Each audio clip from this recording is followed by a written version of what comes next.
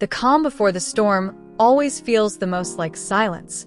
But sometimes, silence is just the sound of a knife sliding between your ribs. It began on a Thursday evening, one of those polished, wine-slick corporate nights where egos glitter louder than the crystal glasses clinking around the room. I was seated at the far end of our marble-floored living room, draped in shadows and silence, pretending, once again, not to hear my husband laughing at me. Please share your thoughts in the comment section below. Each of your shares is not only a motivation for us, but also contributes to spreading value to the community. If you find this content useful, don't forget to watch the whole video, like, subscribe, and share with someone you think needs to hear this too. My wife, James chuckled, holding court like the king he believed he was, can't even land an entry-level position. She sent her resume to Reynolds, remember? The room erupted with laughter. 5 men in tailored suits, each worth a small fortune on paper, each smug enough to believe they were irreplaceable. Senior executives of Reynolds Technologies, the company I had bled, built, and buried pieces of myself to create. They didn't know. They didn't know who I really was. And that ignorance, so delicious in its arrogance, was about to become the blade they impaled themselves on. James, my husband of 8 years, the man who once whispered encouragements into my ear, was now the loudest voice in the room mocking me. The same man who toasted our anniversary just weeks ago with Dom Perignon bought with my bonus. I watched from across the room, a crystal glass of water in hand, cool against my palm. I didn't drink anymore. Not since I realized that clarity, not comfort, was the weapon I needed most. His colleagues howled in delight. God, one of them wheezed. Can you imagine? She actually applied to Reynolds. Wasn't that back in Q2? Another added.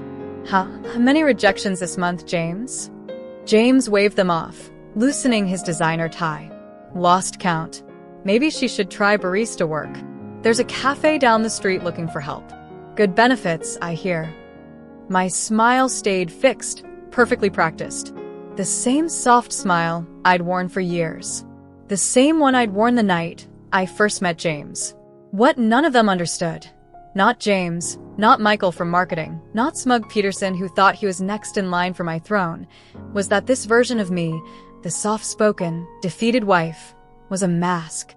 A performance I'd mastered long ago. A mask I was done wearing. It hadn't always been like this.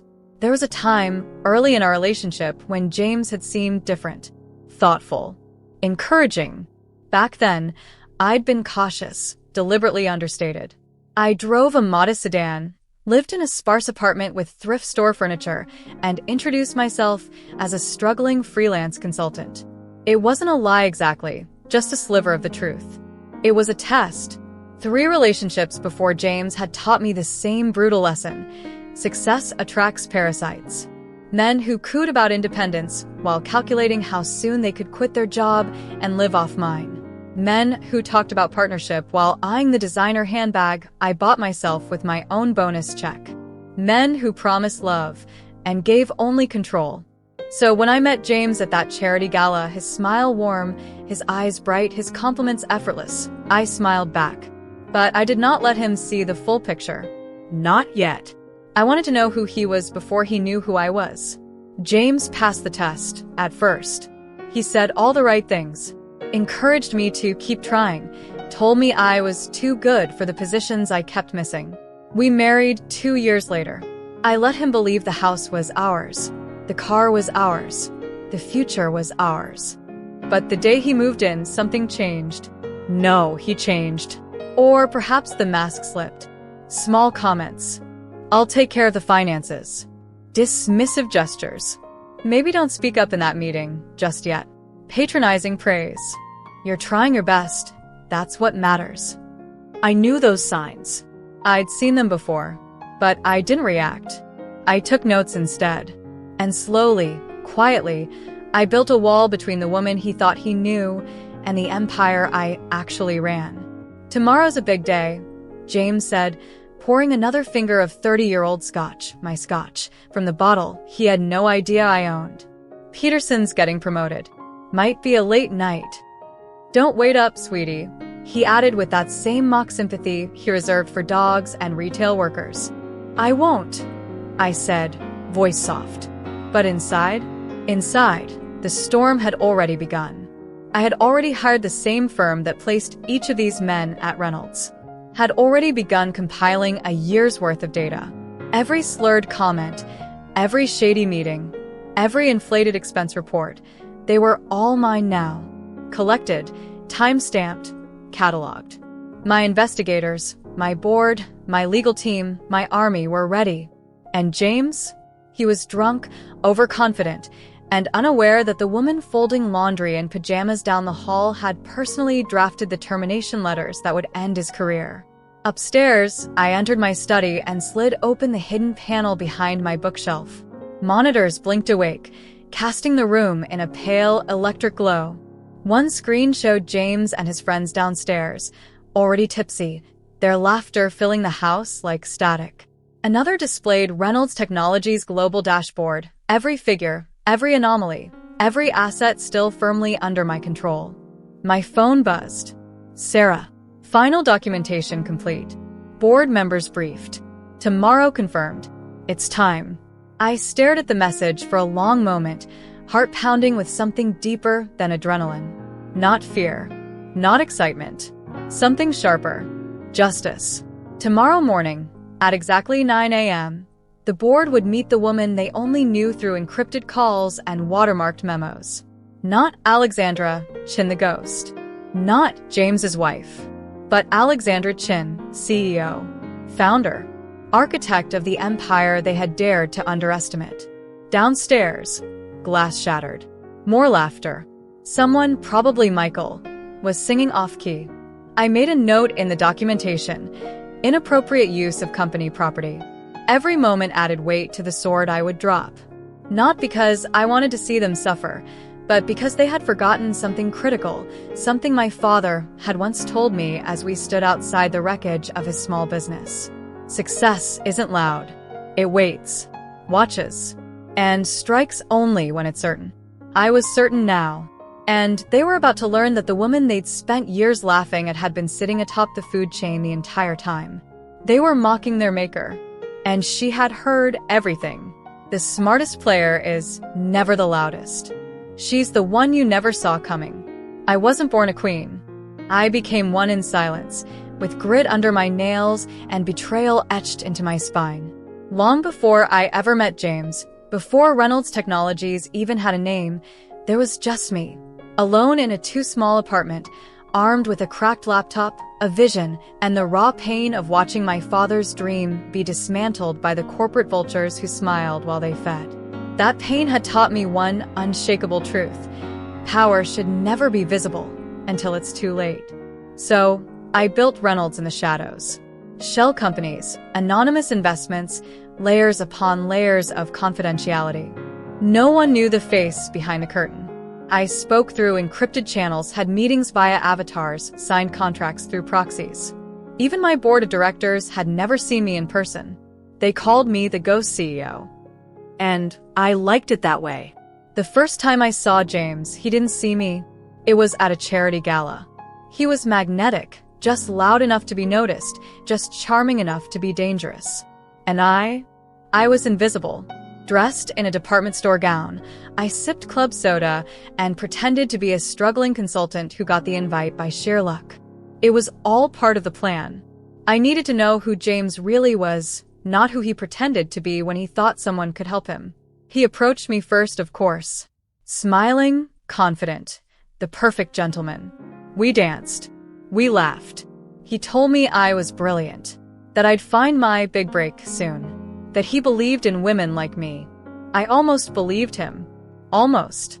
But caution had become my religion by then. 3 failed relationships with ambitious, opportunistic men had left me with scars and a steel spine. Each one of them had latched onto me like a life raft the second they sensed success, draining my energy, my bank account, and my will. Never again. So when James offered to drive me home that night, I let him take me to the building I pretended to live in, a modest, slightly run-down place with no security cameras. He never asked questions. That was the first sign. A man who doesn't ask how a brilliant woman lives in a one-bedroom walk-up doesn't care who she is. Only what he thinks he can make her. Over time, I constructed a version of myself just for him. A woman who struggled, who always seemed just on the edge of making it. Smart, but unlucky. Talented, but not quite successful. And he loved her. Loved how she looked at him like he was powerful. How she relied on him for advice. How she believed his corporate war stories were heroic instead of hollow. In those early months, he was sweet, supportive, encouraging. But then we got married. And James moved into my house, the one I let him believe he was contributing to. And slowly, the mask he wore began to crack. First came the subtle digs. This furniture's a little high-end for your budget, isn't it? Then came the controlling gestures. Maybe let me handle the taxes. Don't want you getting overwhelmed. Then, outright dismissal. You're still trying to freelance? Isn't it time to get serious? I nodded, smiled, agreed. All the while, I was documenting everything. Because here's the thing, I wasn't angry. Not yet. I was fascinated. It's one thing to read about narcissists in case studies. Another to marry one and watch him build the noose he thinks he's handing to someone else. While James played house with my company's wealth, I made moves. Through a network of dummy firms and discreet recruiters, I hired every man in his boys' club personally. They thought they were selected for merit. They were actually selected for their moral weakness. They drank too much, overshared, treated junior employees like their own personal staff, slept with interns, stole small, then large. They were exactly the kind of men I wanted under my roof until I didn't. James led them like a king with a false crown, and I let him. The more they mocked me, the more carelessly they behaved. And every time James laughed at one of their jokes about me not being qualified, he handed me more ammunition. He never once asked how we could afford the car he drove, or the watch he wore, or the private chefs, the European vacations, the scotch he bragged about. He just assumed he had earned it. And when he spoke to others about carrying me through my career failures, I smiled. Oh, how I smiled. Because each smug story, each whispered lie, each cruel laugh was being archived by my legal team, cross-referenced with financial anomalies and ethics violations. My private study, locked with biometric access only I could activate, was filled with folders of their sins. There's a thrill to living a double life. I'd attend dinner parties as the housewife, listening to the men discuss real business, while their wives traded Pilates instructors and whispered about Botox. I'd nod politely, Pour wine. play the fool. Then, hours later, I'd be on a video call with international investors, negotiating mergers, signing seven-figure deals from my encrypted console. James once joked that my biggest success was managing to make soufflé without burning the kitchen. He didn't know I was simultaneously finalizing a government cybersecurity contract in Eastern Europe. Sometimes, I think I enjoyed the charade too much, but it served a purpose. Because the longer I waited, the bolder they got. James's expense reports got sloppier, his treatment of female subordinates more dismissive. He even began holding unofficial meetings with competitors, dropping hints about trade secrets, confident that no one was watching. But I was always watching. Every conversation recorded, every file mirrored, every betrayal saved and time-stamped. Sarah, my right hand, my guardian angel, my enforcer, made sure nothing went unnoticed. She's a ghost, James once said during a drunken poker night. Tried to help with the Thompson account once. Nearly tanked it. God, I had to fix everything. The Thompson account? That was my strategy. Filtered to him through a junior manager I'd planted. The same strategy that saved the company millions. I didn't correct him. I let the lie bloom. The night before everything changed, I stared at my reflection for a long time. What did he see when he looked at me? A tired wife in modest clothes. A failed freelancer. An invisible woman. What I saw, a storm. 12 years of blood, sweat, and planning, dressed in silence and patience. I knew tomorrow would change everything. And James? He would never forget the day he realized the woman he pitted was the ghost who owned his soul, his salary, and every lie he'd ever told. Let him laugh one last time. Because tomorrow, I would stop pretending. And the ghost? She would finally step into the light. The best traps don't require bait, just patience, and the certainty that your enemies will eventually hang themselves. While James laughed at dinner parties, I was recording every word. While he clinked glasses with executives who thought they were untouchable, I was building the noose, thread by thread, with their own fingerprints. And while they planned their next round of promotions, fueled by favoritism and backroom deals, I was executing a plan so precise, so layered, they'd never see it coming until the floor gave out beneath their feet. Because revenge was never my endgame. Justice was. And justice requires evidence. Not rage. Not hearsay. Not emotional outbursts. Cold, irrefutable, corporate-grade evidence. It started innocently, at least from their perspective. A strategic restructure that introduced new faces into senior management. These weren't just rising stars.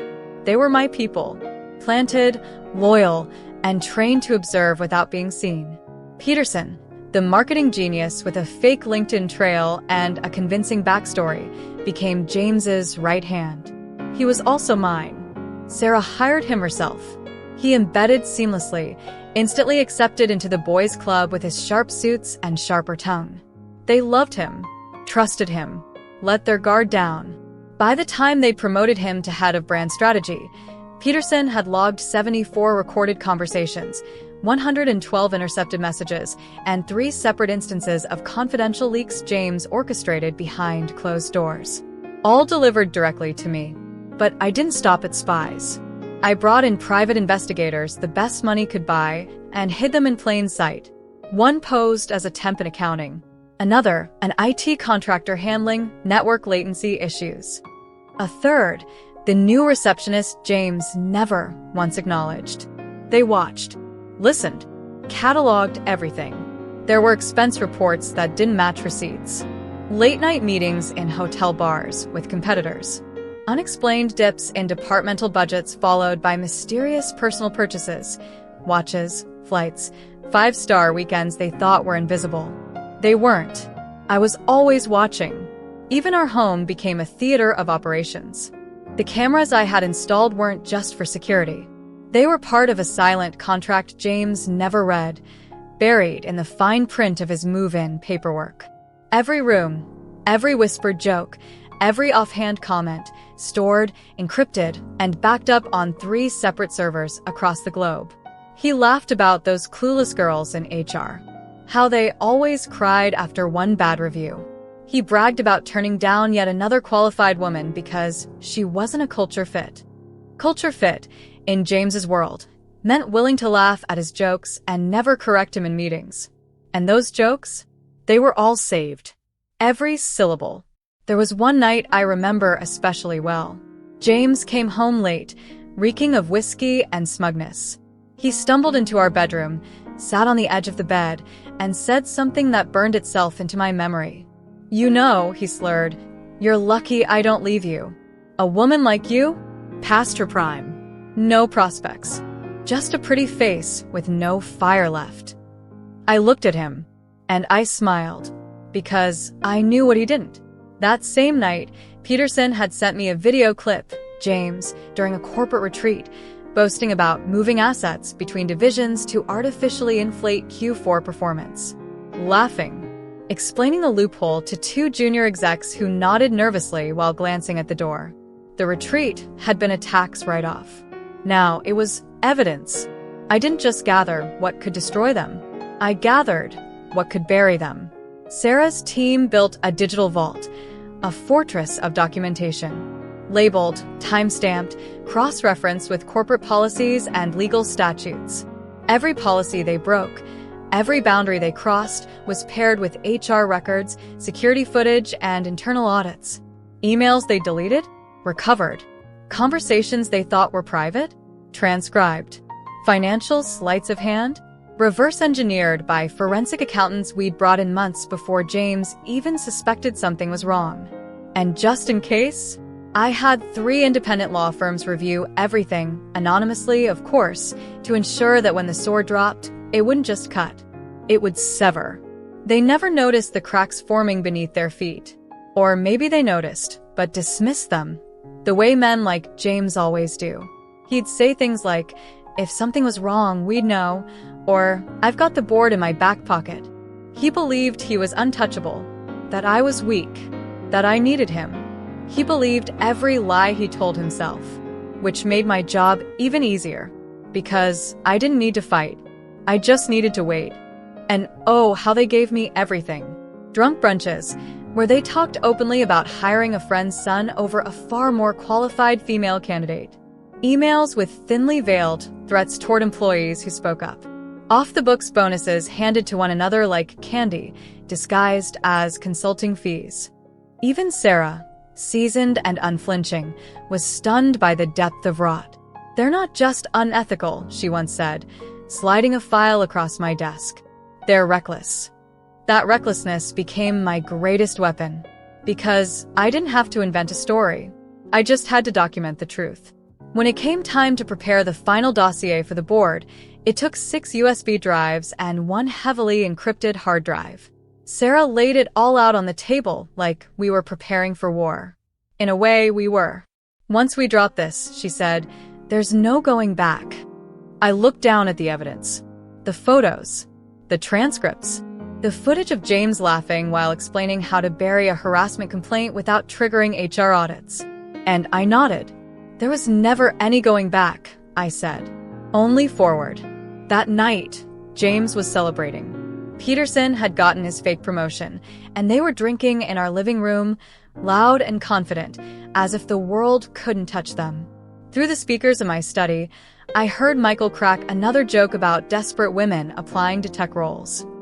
James howled with laughter. Peterson added fuel to the fire, suggesting we add a sympathy hire to the next team just for appearances. The room roared. I pressed record. Their fall wasn't just inevitable. It was engineered. The next morning, Sarah sent me a single text. Board confirmed. All parties briefed. Green light. I stared at it for a long moment, then set my phone down. The empire I had built had become infested. And now I had everything I needed to burn the disease out of it. They had mocked the quiet woman in the corner, laughed at the wife they thought was a failure, played games they thought they'd already won. But they forgot the one truth that would haunt them forever. I wasn't watching them. I was hunting them. Some storms don't announce themselves. They arrive in silence, rip the sky apart, and leave no doubt who controls the lightning. The morning of the reveal was pristine. Clear skies. Birds chirping outside the penthouse balcony. The scent of jasmine from the flowers Sarah had arranged to mark the day. It felt like the calm before a corporate hurricane, except this storm had been forecasted years in advance, and I was the one who'd shaped the clouds. James was still groaning from his hangover, shirtless, pacing around the bedroom as he barked into his phone. Tell Peterson we'll meet after the staff meeting. Yeah, she's got another interview today. Coffee shop probably. I stood in the walk-in closet, staring at 2 outfits. One, the plain, unbranded navy blue suit I'd worn for years during mock interviews. The other, a sleek, deep charcoal Chanel pantsuit tailored to fit me like armor, silent, sharp, lethal. This was no longer a disguise. Today, the ghost CEO would walk into the light. By 6:30 a.m., I was already at Reynolds Technologies. Not through the grand executive lobby, the one James strutted through every morning, nodding to interns he never remembered, but through the back service entrance. The one reserved for delivery staff, contractors, and, today, ghosts who were ready to become legends. Sarah met me in the basement security office. She was all business, though her eyes flickered with excitement. In her hand was a badge that read, Visitor, Angela Martinez. She handed it to me with a smirk. Last time you'll ever wear a name that's not yours. I clipped it onto the bland navy suit and tucked the Chanel away in a concealed garment bag hidden in the executive restroom. Meeting's at 9, she said. The panel's already being prepped. They have no idea what's coming. Good. I arrived in the lobby like every hopeful candidate had for years, early, unassuming, invisible. The security guard barely looked up as I signed in. Behind my oversized glasses, I scanned the morning rush. Executives swept in, coffee in hand, trading shallow laughs and shallow gossip. James strolled through at 8:45 a.m. sharp, wearing his smug expression like it was stitched into his skin. He didn't even glance at me. I watched him disappear behind the glass doors, walking directly into the trap. My heart pounded, not from nerves, from precision. Everything was in place. Angela Martinez? Thomas from HR called out, clipboard in hand. I stood, giving a slight, uncertain smile, the role I'd practiced in countless mirrors. He led me through the familiar halls I had designed, the very corridors where policy decisions were made, where promotions were rigged, and where dreams were routinely crushed under loafers and laughter. Through the glass walls, I spotted James. He was leaning back in his chair, feet up, laughing at something on his phone. Peterson sat across from him, eyes flicking briefly toward me. He nodded once. Game on. The panel interview was exactly what I'd expected, a cruel performance masquerading as professionalism. 3 managers sat in judgment, 2 scrolling on phones as the third barely acknowledged me. Ms. Martinez, one said, without even looking up, your resume suggests you've been unemployed for quite a while. Yes, I replied, voice small. It's been hard to find the right fit. Tell us why you think you're suited for a role at Reynolds Technologies. Q smirks, raised eyebrows, thinly veiled ridicule.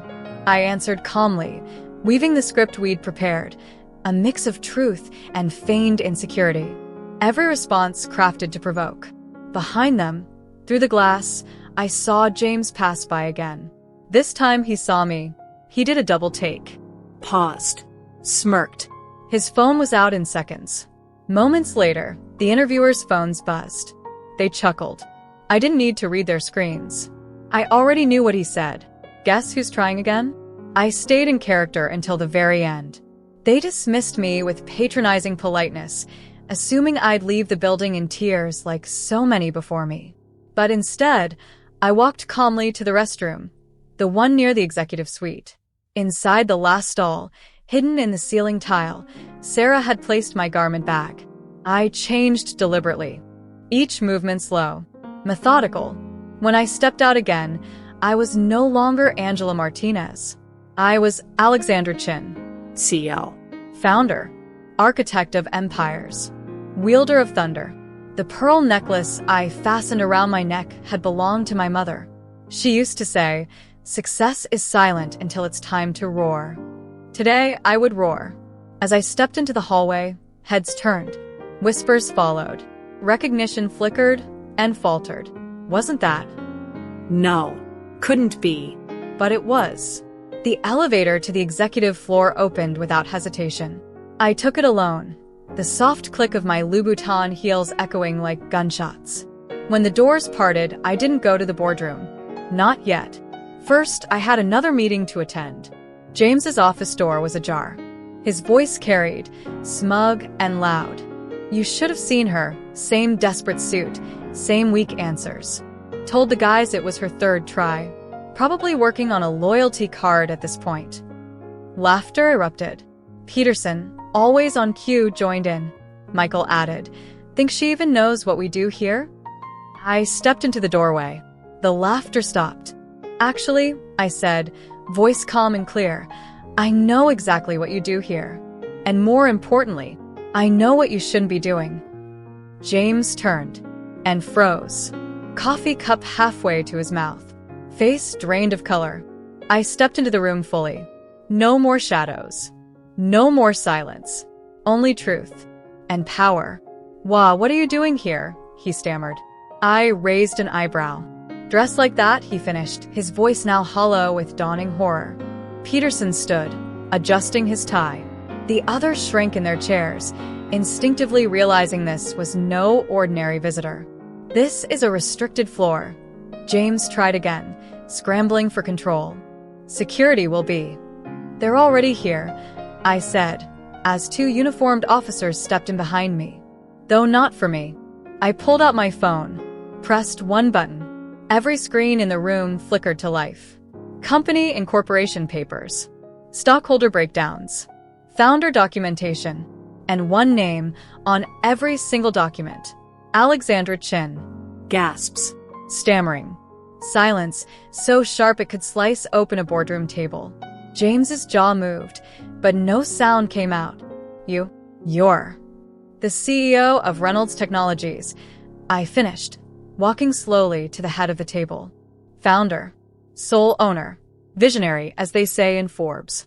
Or, as you so kindly described me, your unemployable wife. I sat. Peterson sat beside me. His expression had shifted entirely, no longer the eager executive, but the trusted general in my army. I believe you have some paperwork to sign, he said, sliding a thick folder in front of James. They all began to protest. Threats. Desperation. Excuses. None of it mattered. I pressed another button. The screens changed again. Security footage, audio files, email records, conversations recorded by people they thought were their allies. Every insult, every ethical violation, every moment of cruelty displayed in unforgiving high definition. You created a culture of fear, I said, standing, of favoritism, harassment, and mediocrity. James tried to speak. I held up a hand. You laughed at me, I said softly, mocked me, undermined every candidate who reminded you of me. And now, I took off my wedding ring, placed it gently on the table. As of this morning, I'm just your CEO, and you are fired. Please share your thoughts in the comment section below. Each of your shares is not only a motivation for us, but also contributes to spreading value to the community. If you find this content useful, don't forget to watch the whole video, like, subscribe, and share with someone you think needs to hear this too. The thing about house cards is this: when the first one falls, the rest never stand a chance. The boardroom door clicked shut behind me. Inside, 5 men sat stunned, pale, and sinking into the plush chairs they once believed made them powerful. James's face was ghost white.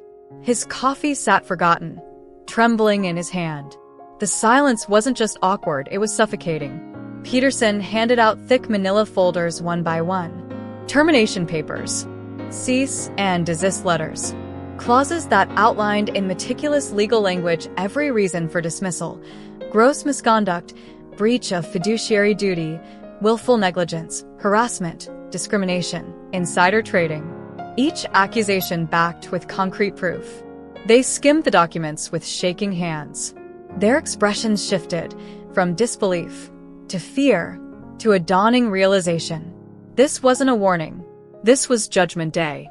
I'll give you 5 minutes to read, I said calmly, standing at the head of the table. You can either cooperate or be prosecuted. Michael, always the weakest link, broke first. This can't be legal. I cut him off, voice like steel. It's not only legal, it's airtight. Everything you've said, done, mismanaged, embezzled, manipulated, or concealed has been recorded, reviewed, certified. Peterson slid over a small black device. One click later, the room echoed with Michael's own voice, drunk and bragging at a corporate retreat. They think our Q4 numbers are legit? Please. I moved numbers around like puzzle pieces. We're magicians. The audio stopped. Michael turned a sickly shade of gray. I didn't mean. Intent doesn't erase the fraud, I said, voice quiet but absolute. But keep talking. Every word is more useful than the last. James finally snapped out of his daze, fists clenched. You set us up. No, I said. You set yourselves up. I just made sure it was recorded. He stood up too quickly, trying to regain control. I'll go to the board. The media. This is abuse of power. You are powerless, I said, staring him down. You've been trespassing in a kingdom I built, boasting about battles you never fought, while poisoning the very ground you walked on. Security stepped forward. He froze. You can leave now, I added, or be escorted out with the rest of your shattered pride. He chose to walk. But it wasn't over. Not even close. An hour later, I sat in my real office for the first time, the one hidden on the top floor, long reserved for the phantom CEO no one believed existed. Sarah arrived with updates and 2 fresh lattes. "They've all been escorted off-site," she said, handing me a tablet. "Lobby access revoked. Company accounts frozen. Emails preserved. Legal has already started preparing formal complaints." "Good." I nodded, scrolling through the digital evidence. "And the media strategy?" "Ready. We lead with our commitment to corporate reform and zero-tolerance policy. Focus on culture change, not scandal." "And the stock?" She smiled. "Up 5% since this morning. But we weren't done. This wasn't just about kicking out a few bad actors. This was about burning down the rot so nothing like it could ever take root again." That afternoon, our internal legal team met with outside counsel. Within minutes, formal notices were sent to the SEC and federal investigators. Every financial irregularity traced to James and his team was outlined in painstaking detail: expense fraud, unauthorized bonuses, insider trading, and false accounting practices designed to deceive stakeholders and inflate market perception. We made sure the evidence hit the desks of every major regulator before any of them could spin a narrative. Meanwhile, Sarah's security team followed the movements of our fallen executives. Michael had gone to his broker's office, begging for help as he watched his portfolio nosedive. Peterson's team had already voided their company shares. Not just frozen, worthless. James had attempted to access his offshore accounts, only to find them flagged for audit by international compliance teams we quietly tipped off. Every escape route they thought they had? Closed. Every fallback plan? Turned into a trap. Sarah handed me a phone. James's lawyer. I answered, without preamble. "You'll find your client's contracts contain a clause about termination for cause voiding stock options, bonuses, and deferred compensation. We've also flagged his NDAs and intellectual property breaches." A pause. Then, quiet defeat. Understood. I hung up without another word. News broke by sunset. Reynolds Technologies announces sweeping executive terminations amid culture shakeup. Articles quoted anonymous sources. Former employees came forward in droves. Stories of bullying, silencing, discrimination, and glass ceilings shattered by wine-fueled jokes filled every tech forum, blog, and news outlet. Our PR team didn't have to defend us. The truth did. Reynolds wasn't crumbling. It was rising. And the people who had feared retaliation for speaking out? Now they were being heard. James's downfall went viral. His face, once a symbol of corporate charm and polished ambition, now splashed across headlines next to words like fraud, investigation, and misconduct. His LinkedIn profile still said, VP of Operations at Reynolds Technologies. Sarah changed it herself with a quiet smirk. Former VP, terminated for cause. Petty? No. Precise. Then came the retaliation attempts. Michael tried to contact clients. Peterson intercepted and redirected the messages to our legal department. James used a burner phone to leak a story about being betrayed by a gold-digging wife. We responded with facts, public filings, footage, screenshots of Slack conversations, performance reviews, board minutes, expense reports. Each move he made, each attempt at a counterstrike, only buried him deeper. Like watching a man try to dig himself out of a grave by flinging dirt into the air. James is trying to get a meeting with a Thompson account, Sarah said one morning, sliding a video clip across my desk. In it, he was mid-rant, sweating, flushed, begging them to hear his side. Their response was clinical. We'll stick with the CEO who actually knows what she's doing. Thank you. I watched it twice, then forwarded it to the board with a one-line message. Confidence restored. By week's end, federal agencies had formally launched inquiries. Subpoenas were issued. Depositions began. James's personal lawyer jumped ship after discovering how deep the evidence ran. His mother, once loud and proud on social media, deleted her profiles. His friends stopped answering calls. His assets were frozen. His name was toxic. And his legacy? Ashes. In contrast, Reynolds Technologies was thriving. Morale skyrocketed. Former employees returned. Clients expanded contracts. Shareholders applauded the transparency. People stopped whispering about the phantom CEO. Now they spoke her name with pride. Alexandra Chin. No longer a secret. Now a force. Sarah entered with a final report in hand.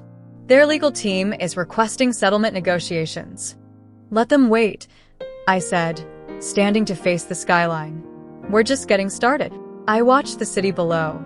Thousands of windows reflecting the morning sun, unaware that today, power had changed hands. But not quietly, not with fear, with truth, with strategy, with thunder. Anyone can burn down a house. Only a few know how to rebuild the right way. And even fewer know how to make it fireproof. The fallout had settled. 5 careers, once smugly bulletproof, lay in professional ruins. Executives who had once strutted through boardrooms now stumbled through legal hearings. James's name, once murmured with admiration, had become a punchline in corporate ethics seminars. And while they fell apart under the weight of their own arrogance, I was building something. Something real. Something better. Because revenge was never the endgame. Change was. The day after the board signed off on the final wave of executive terminations, I called an all-hands meeting. Sarah had warned me, some employees were still on edge. They didn't know what to expect. After years of enduring a culture that punished honesty and rewarded cruelty, no one could quite believe that justice had actually arrived. That this time, the villain had lost. So, at exactly 10 a.m., I stepped onto the stage in the main auditorium. No shadow, no veil, no mask. Just me. Good morning, I began. The room fell silent. Phones were lowered.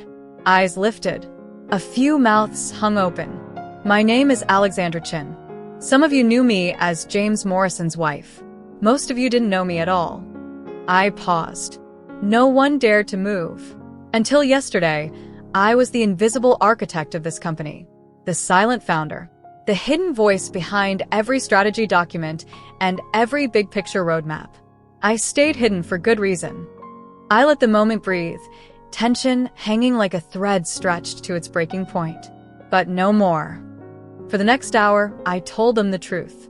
I told them how I built Reynolds Technologies from scratch, long before James entered the picture. How I deliberately obscured my identity to observe the culture forming under middle management. How I witnessed the rise of intimidation tactics, manipulation, discrimination, and casual cruelty, and knew I had to wait. To watch. To collect. To strike. I saw heads nodding, eyes welling, shoulders easing for the first time in years. And then I said the words I'd waited too long to speak. This isn't about revenge anymore. This is about rebuilding. Starting today, Reynolds Technologies becomes the company we were always meant to be, and you are going to help me do it. The applause was slow at first. Then it grew. It wasn't the kind of applause you get after a keynote or a launch event. It was relief. It was release. It was the sound of people finally breathing again. Back in my office, Sarah was already working on the next phase. Internal surveys show a 40% spike in employee confidence, she reported. Our company's Slack is exploding. People are sharing stories, stuff they've never said before. She handed me a tablet. On it were dozens of anonymous posts from employees, some recent hires, others who had survived under James's regime for years. I watched them push out a brilliant engineer because she was too aggressive. She was just confident. I stopped offering ideas in meetings because I was tired of being mocked. Today I felt like I mattered. I read each one, slowly, Carefully. because those words weren't just healing. They were a mandate. I want a full audit, I told Sarah. Not just financial, cultural, every department, every leader. We're going to find out where the damage runs, and we're going to cut it out. She nodded. Already in motion. We've partnered with an outside DEI consultant team. They'll report directly to you. And HR? I asked. Reorganized. Top to bottom. I've reassigned every director connected to complaint cover-ups. We're building an anonymous reporting platform, completely encrypted. Good. Also, Sarah added with a ghost of a smile, Jennifer Chin accepted the offer. Jennifer, no relation, though I would have been proud to share blood with her, was a brilliant programmer we'd lost 2 years ago. James had dismissed her as too difficult. Turns out, she was just better than him. Now she was back, and she'd be heading our AI division. By the end of the week, we launched Project Phoenix, a company-wide initiative to identify lost talent, rehire those pushed out unjustly, and restore the voices that had been silenced. We didn't just want to rebuild Reynolds Technologies. We wanted to redeem it. Every reinstated employee received a personal email from me. Every one-on-one I scheduled began the same way.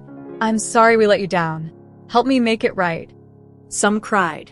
Some stared in disbelief. All of them returned, not just because they needed a job, but because they wanted to be part of something new. The office changed fast. The air felt lighter. Laughter returned. But this time it wasn't cruel. It was real. Departments once ruled by fear began collaborating. Ideas flowed from the quietest corners. Innovation bloomed in places that had been suffocating for years. It wasn't perfect. There were still scars, still trust to rebuild. But we were doing it one honest conversation, one brave confession, one course correction at a time. And me? I felt more powerful than I ever had during my hidden years. Not because I had exposed James, but because I had empowered everyone he once tried to bury. And then came the letters. Dozens of them. Emails, handwritten notes, LinkedIn messages from people I had never met. Some were current employees. Others were former ones, now at other companies. A few were strangers who had read the news and just wanted to say, "Thank you for proving that bad men don't always win." One message stood out. It was from a young intern who had left abruptly last year. I thought no one noticed.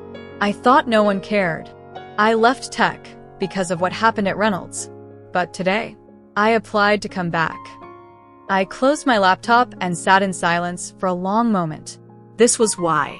This was the difference between revenge and redemption, between burning it all down and building something stronger from the ashes. At our next leadership summit, I stood at the center of a circular table. No more podiums. No more hierarchy. Everyone equal. Everyone seen. I don't want yes men, I told them. I want challengers, creators, protectors of what we're building. They nodded. I could see it in their eyes, a different fire. Not fear. Purpose. Outside, the world was still talking. News stories speculated about a new era of tech leadership. Journalists called me the CEO who stayed hidden to expose the hidden. They asked for interviews. I declined. The story wasn't about me. It was about us. Revenge had started this journey. But what followed? That was something rarer. More powerful. Transformation. Because there's a difference between taking power and using it to make sure no one ever gets hurt the way you were. And I intended to do exactly that. Burning the old was satisfying, but building the new? That was power beyond anything I'd ever felt. The offices of Reynolds Technologies didn't just look different, they felt different. Gone were the tense silences, the whispered complaints, the stiff, unspoken fear that filled the hallways under James's rule. The corners no longer echoed with laughter at someone else's expense. The weight of hierarchy no longer crushed good ideas before they ever left the room. What replaced it? Momentum. Energy. Belief. But it hadn't happened overnight. Real transformation never does. After the dust settled, the real work began. Day by day, we combed through the wreckage of what James and his cronies had left behind, not just in spreadsheets and legal filings, but in the hearts of the people they'd trampled. The first step? Rebuilding trust. We didn't launch a flashy marketing campaign. We didn't plaster posters about vision or values. We listened. We held department town halls, one after another. I showed up to every single one. No press. No entourage. No speeches. Just me, standing in a room full of people, many of whom had spent years believing their voice didn't matter. Asking them, what needs to change? They told me, and I listened. Some cried. Some yelled. All of it mattered. We restructured leadership from the ground up. The old pyramid of favoritism and boys' club promotions? Gone. Replaced with a transparent evaluation system, performance-based advancement, and peer-reviewed leadership nominations. People were no longer promoted for who they played golf with. They were promoted for what they built, how they led, and how they lifted others. HR got its own revolution. For years, it had been weaponized, used to protect executives, silence complaints, and shield the company from bad PR. Now, it was restaffed, retrained, and redirected. We launched a 24/7 anonymous reporting platform, encrypted, externally audited, and run by a third-party firm. No more gatekeeping. No more conflicts of interest. Within days, the platform flooded with reports, not fresh complaints, but old ones. Stories long buried. Wounds that had festered in silence. We didn't dismiss them. We investigated every single one. And where justice had been denied, we brought it back to life. Employees who had walked out under pressure, humiliation, or discrimination were invited back, not with empty apologies, but with concrete offers, leadership opportunities, and personal letters from me. Jennifer Chin, now the head of our AI division, was the first to return. And she wasn't just good. She was brilliant. Within weeks, her team solved a problem that had stumped our R&D department for over a year. The Thompson account, once on the verge of walking away due to stalled innovation, not only renewed their contract, they doubled it. Feels good to be taken seriously, Jennifer told me one afternoon as we walked the production floor. First time in years I've been able to lead without looking over my shoulder. Her words stayed with me. Across the company, similar transformations unfolded like dominoes falling. Not in collapse, but in alignment. People stopped competing to survive. They started collaborating to thrive. Engineers shared breakthroughs before they were asked.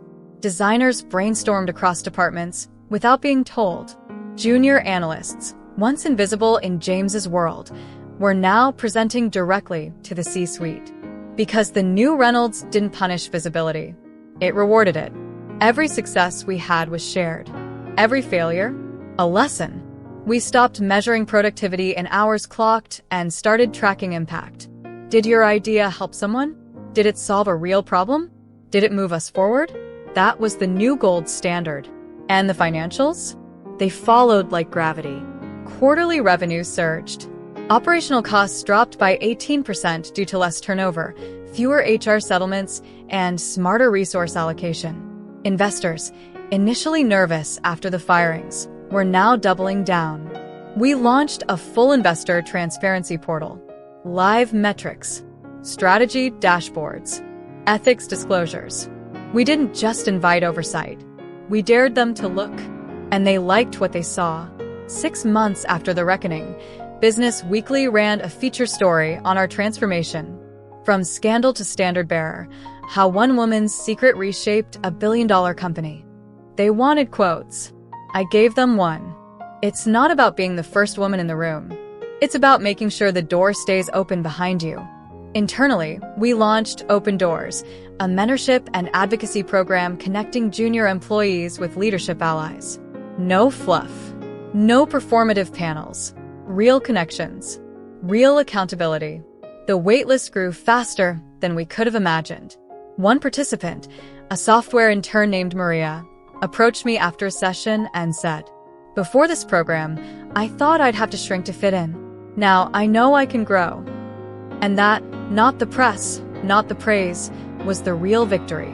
Transformation wasn't just happening within. It rippled outward. Other companies started calling. Quiet emails. Off-the-record conversations. How did you do it? What would you change if you started over? Would you be open to speaking to our board? We didn't sell consulting. We shared playbooks free. Because real change isn't a commodity. It's a responsibility. And James? Still flailing. Still trying to claw back relevance in a world that no longer accepted his currency.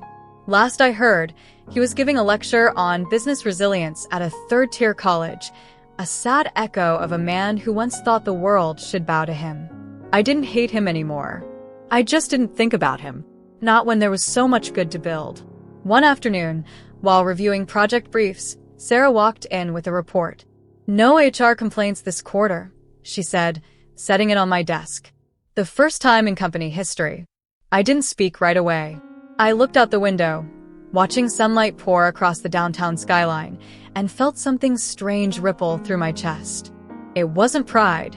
It was peace. That night, I walked through the office floor after hours, just like I used to back when I was invisible. But now? Employees waved, smiled, stopped to share updates, ideas, jokes. No fear, no pretending, no masks, just people working towards something greater than profit. Something like possibility. And as I stood by the glass wall overlooking the city, I realized something.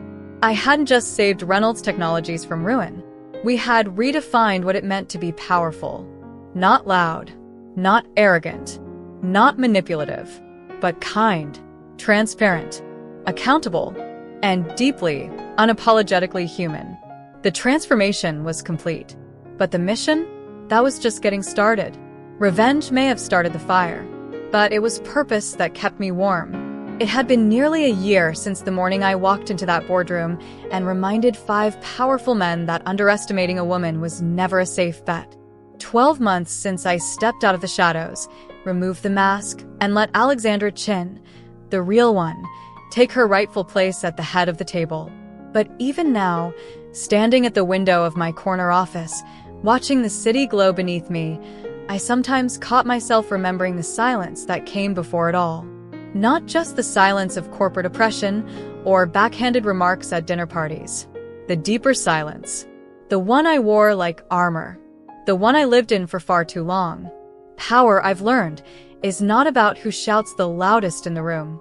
It's about who can sit through the storm, gather every drop of rain, and then turn it into thunder. That's what I had done. That's what I chose to do. But revenge, while satisfying, was never the final chapter. Growth was. James's name still floated around the industry sometimes, like a ghost everyone tried to pretend wasn't haunting the halls of failed ventures. Last I heard, he was working as a junior sales associate at a consumer electronics store in Ohio. A favor pulled by his mother, who had once proudly declared him a future CEO. Now, she was speaking at women's empowerment conferences, warning about what happens when we teach our sons arrogance instead of empathy. Life, as it turns out, is a very thorough teacher. But as for me, I had changed too. I no longer wore disguises. No more fake job titles. No more quiet dinners spent nodding politely as men explained my own success to me. Now, when I walked into a room, people paused. Not because of fear, but because of respect. Because they knew the weight I carried. The decisions I had made. The empire I had built with bare hands and sleepless nights.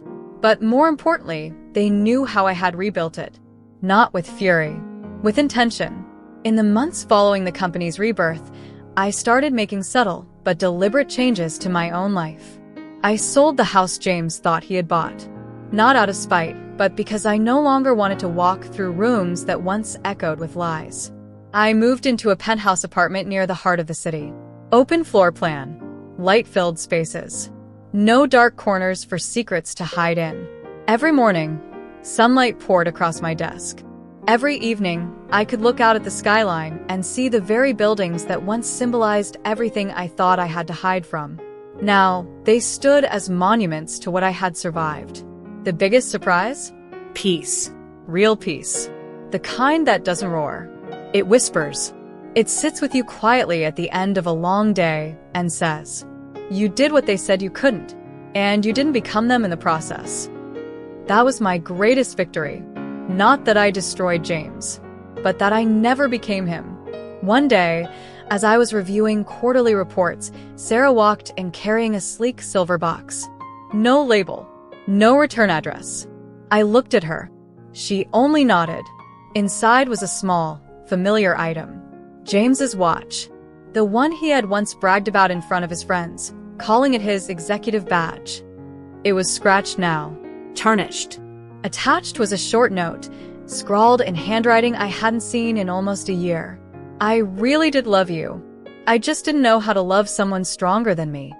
I stared at it for a long moment, not because it hurt, but because it didn't. Not anymore. Later that night, I dropped the watch off at a charity donation box. Not for the value, for the symbolism. Because that version of him and of me was gone. And I didn't need souvenirs from a storm I had already survived. Closure doesn't arrive with fireworks. It arrives in moments.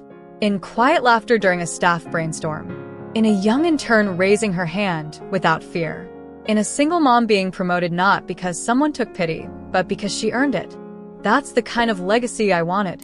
Not one built on fear, but one built on freedom. When the anniversary of the reveal came, the board wanted to host a gala. A celebration of transformation.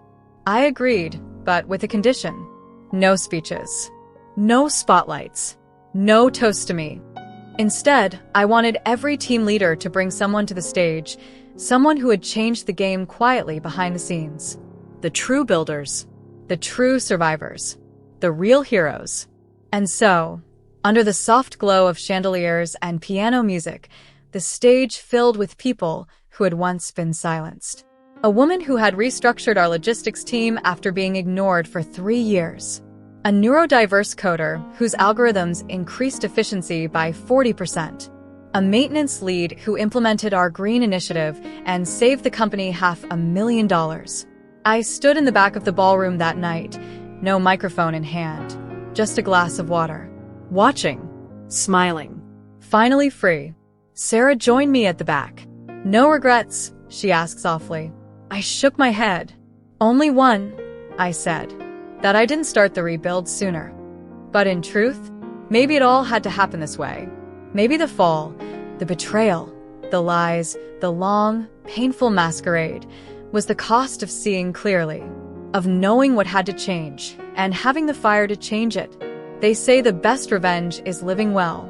I disagree. The most powerful revenge isn't shouting back, burning bridges, or proving people wrong in a single moment. No, the best revenge is living well, leading with integrity, and refusing to let the weight of bitterness hold you down. It's rising every single day with purpose. It's walking into rooms that once shut you out, not just to take a seat, but to shift the entire atmosphere. It's refusing to let power, titles, or institutions silence the voices still trembling, still unsure, still learning how to be heard. That is the real rebellion and the deepest kind of triumph. Now, when young women come to me, their eyes bright with ambition but dimmed by doubt, and they ask, how do you do it? How do you keep going when they don't take you seriously? I tell them this. Don't fear being underestimated. Use it like fuel. Let them laugh. Let them roll their eyes. Let them question why you're there, how you got in, or if you even belong. Let them whisper. Let them doubt. And while they do, start building not just your seat at the table, but the entire table itself. Brick by brick. Idea by idea.